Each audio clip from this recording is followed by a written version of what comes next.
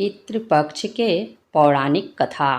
श्री कृष्ण भगवान ने कहा कि आत्मा कभी मरती नहीं, ये बस एक शरीर से दूसरे शरीर में बदलती है।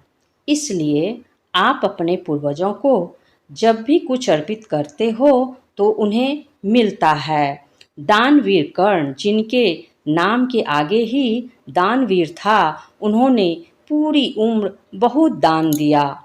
जो भी उनसे कुछ मांगता तो वो उसे जरूर मिलता। कर्ण जब परलोक गए तो वहाँ उन्हें वो कुछ दुगुना दिया गया जो कि उन्होंने दान किया था।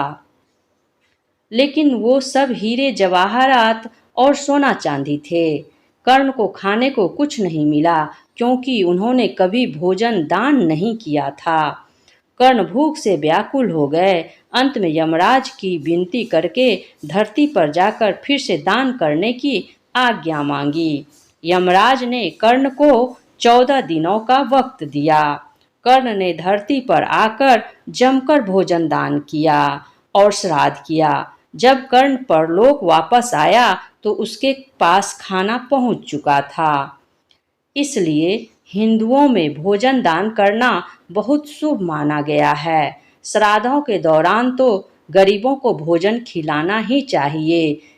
इसके जरिए हमारे पूर्वजों को सीधे ये पहुंच जाता है।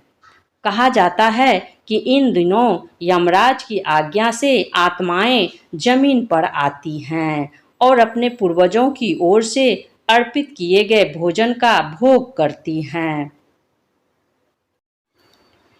पितृपक्ष के पौराणिक कथा के अनुसार जोगे तथा भोगे 2 भाई थे। दोनों अलग अलग रहते थे। जोगे धनी था और भोगे निर्धन। दोनों में परस्पर बड़ा प्रेम था। जोगे की पत्नी को धन का अभिमान था, किंतु भोगे की पत्नी बड़ी सरल हृदय थी। प्रीति पक्ष आने पर जोगे की पत्नी ने उससे पितरों का श्राद्ध करने के लिए कहा, तो जोगे इसे व्यर्थ का कार्य समझकर टालने की चेष्टा करने लगा। किंतु उसकी पत्नी समझती थी कि यदि ऐसा नहीं करेंगे तो लोग बातें बनाएंगे। फिर उसे अपने मायके वालों को दावत पर बुलाने और अपनी शान दिखाने का यह उचित अवसर लगा। अतः वह बोली, आप शायद मेरी परेशानी की वजह से ऐसा कह रहे हैं, किंतु इसमें मुझे कोई परेशानी नहीं होगी। मैं भोगे की पत्नी को बुला लूंगी, दोनों मिलकर सारा काम कर लेंगी। फिर उसने जोगे को अपने पीहर न्योता देने के लिए भेज दिया। दूसरे दिन उसके बुलाने पर भोगे की पत्नी सुबह सवेरे आकर काम में जुट गई। उसने रसोई तैयार की, अनेक पकवान बनाए, फिर सभी काम निपटाकर अपने घर आ गई। आखिर उसे भी तो पितरों का श्राद्ध तर्पण करना था। इस अवसर पर न जोगे की पत्नी ने उसे रोका, न वह रुकी। शीघ्र ही दोपहर हो गई।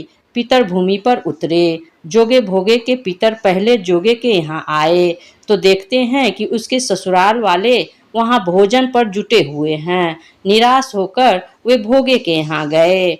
वहाँ क्या था, मात्र पितरों के नाम पर अगियारी दे दी गई थी। पितरों ने उसकी राख चाटी और भूखे ही नदी के तट पर जा पहुँचे। थोड़ी देर में सारे पितर इकट्ठे हो गए और अपने अपने यहाँ के श्राद्धों की बड़ाई करने लगे। जोगे भोगे के पितरों ने भी अपनी आप बीती सुनाई। फिर वे सोचने लगे, अगर भोगे समर्थ होता तो शायद उन्हें भूखा न रहना पड़ता। अगर भोगे के घर में 2 जून की रोटी भी खाने को नहीं थी। यही सब सोच कर उन्हें भोगे पर दया आ गई। अचानक वे नाच नाच कर गाने लगे, भोगे के घर धन हो जाए, भोगे के घर धन हो जाए। सांझ होने को हुई। भोगे के बच्चे को भी खाने को नहीं मिला था। उन्होंने माँ से कहा, भूख लगी है। तब उन्हें टालने की गरज से भोगे की पत्नी ने कहा, जाओ, आंगन में हांडी औधी रखी है, उसे जाकर खोल लो और जो कुछ मिले बांट कर खा लेना। बच्चे वहां पहुंचे तो देखते हैं कि हौदी मोहरे से भरी पड़ी है। वे दौड़े दौड़े माँ के पास पहुंचे और उसे सारी बात बताई। आंगन में आकर भोगे की पत्नी ने यह सब कुछ देखा तो वह भी हैरान रह गई। इस प्रकार भोगे भी धनी हो गया। मगर धन पाकर वह घमंडी नहीं हुआ। दूसरे साल का पितृपक्ष आया। श्राद्ध के दिन भोगे की पत्नी ने 56 प्रकार के व्यंजन बनाए, ब्राह्मणों को बुलाकर श्राद्ध किया, भोजन कराया, दक्षिणा दी। जेठ जेठानी को सोने चांदी के बर्तन में भोजन कराया। इससे पितर बड़े प्रसन्न हुए तथा तृप्त हुए।